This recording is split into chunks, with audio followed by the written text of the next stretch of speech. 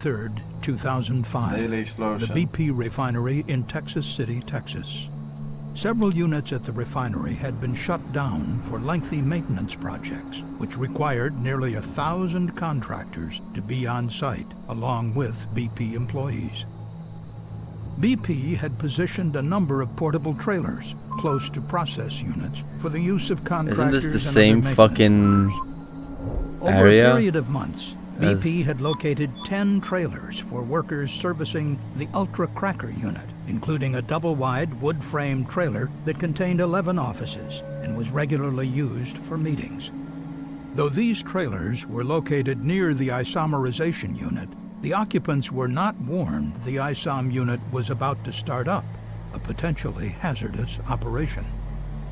hazardous. At 2:15 a.m. on March 23rd, overnight operators began introducing flammable liquid hydrocarbons known as raffinate What is into a BP? 170-foot-tall raffinate What does slitter BP tower mean? used to distill and separate gasoline components.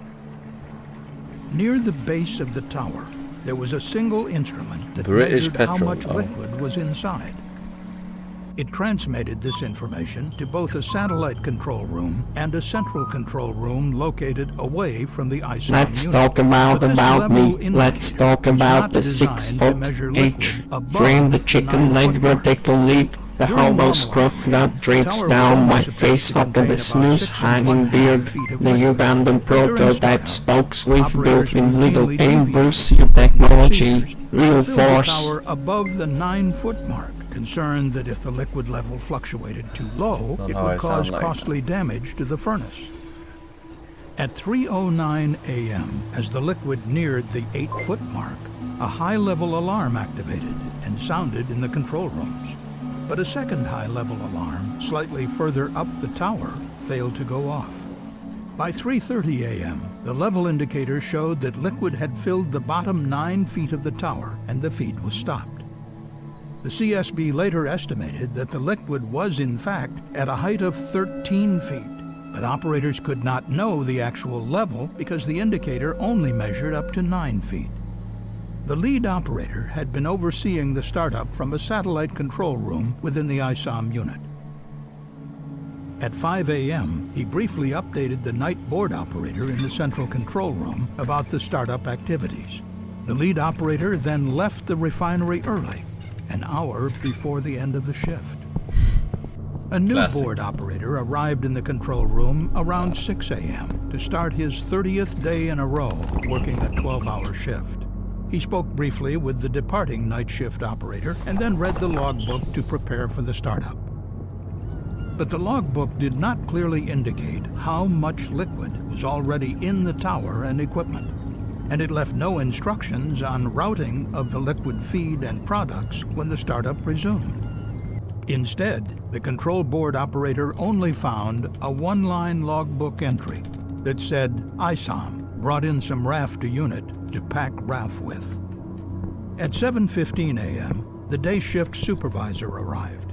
Because he was more than an hour late, he received no formal briefing from personnel on the night everyone is shift Homer about Simpson or what? conditions in the ISOM unit. At 9:51 a.m., operators resumed the startup. They began recirculating the liquid feed and adding more liquid to the already overfilled tower.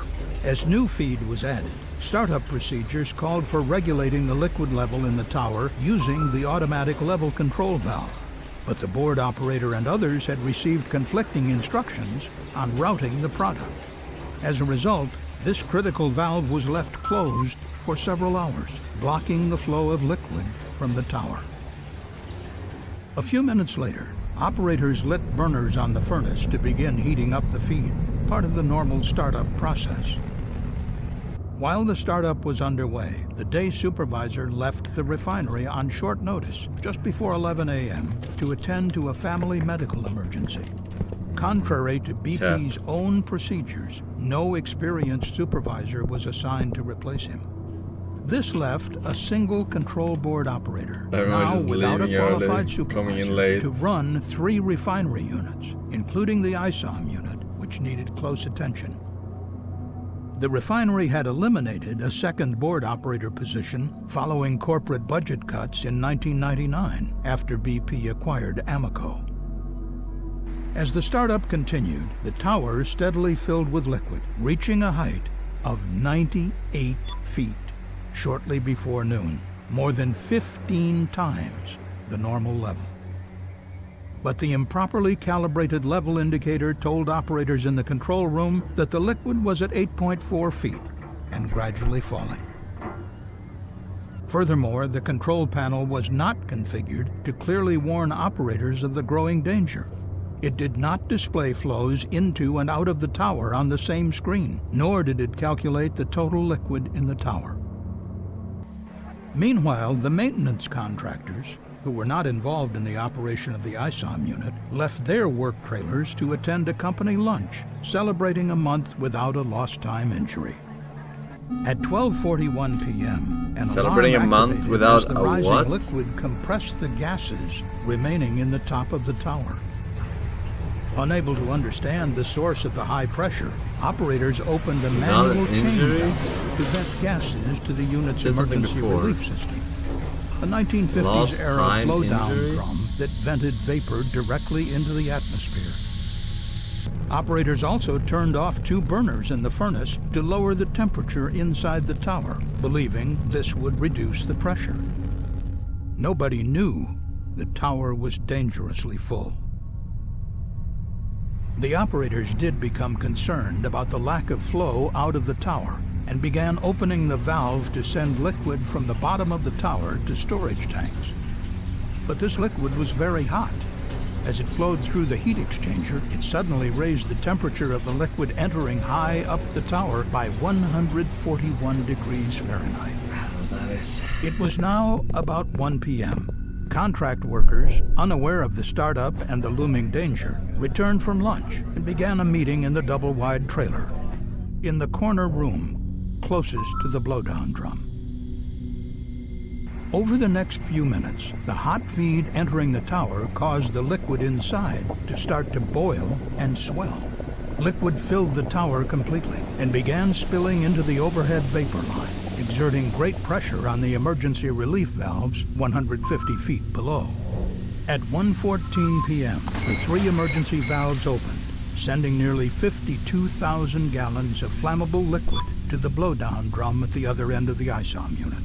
Liquid rose inside the blowdown drum and overflowed into a process sewer, setting off alarms in the control room. But the high-level alarm on the blowdown drum failed to go off. None of the operators knew of the catastrophe unfolding in the ISOM unit. As flammable hydrocarbons overfilled the blowdown drum, operators nearby saw a geyser of liquid and vapor erupt from the top of the stack. The equivalent of nearly a tanker truck full of hot gasoline fell to the ground and began forming a huge flammable vapor cloud. The vapor cloud expanded in just 90 seconds, engulfing the unit and the nearby trailers full of workers. About 25 feet from the base of the blowdown drum, 2 workers were parked in a pickup truck with the engine idling. As flammable vapor entered the air intake, the diesel engine began to race. The 2 workers fled, unable to shut off the engine. Moments later, witnesses saw the truck backfire and ignite the vapor cloud. Powerful explosions swept through the area.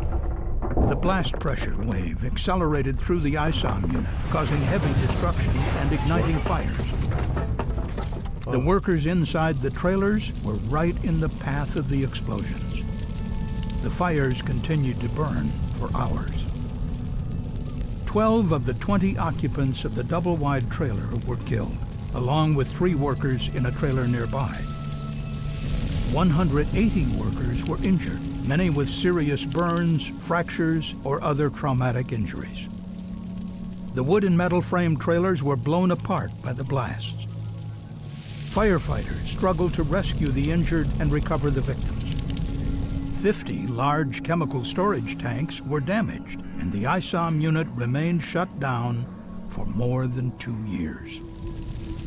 The disaster at BP Texas City was the most I wonder what the serious medical refinery emergency was, accident though. ever I investigated. don't think he like by the it would have CSB. prevented the situation or anything, because they probably wouldn't have noticed it regardless. You know, nothing ever fucking goes wrong until it does, right? So you become desensitized. I don't know who's really to blame. Dangerous stuff. Dangerous stuff.